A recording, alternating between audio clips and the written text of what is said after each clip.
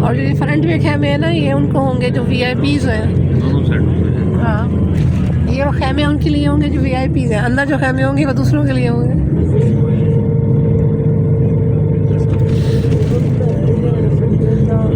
इनके भी सेक्टर बने हुए होंगे ना, जिस सेक्टर के हिसाब से आपको दिया जाएगा वही खेमा उस सेक्टर के हिसाब से दिया जाएगा।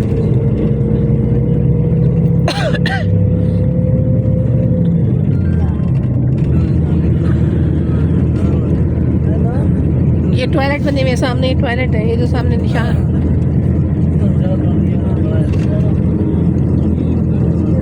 वो देखिए, वो सारे आ गए, नजर आ रहे हैं आपको? ये खेमे खेमे हैं सारे। अब आपका कौन सा सेक्टर बनता है, हमारा कौन सा सेक्टर बनता है, वो अलग बात है। एक तो हमारे हो गए, पीछे 72 नंबर था हमारा। तो हमारा पहले 72 नंबर था। ये तो फ्रंट के है ना, पहले दो ये बाहर के मुल्कों के लोगों के होते हैं खेमे ना।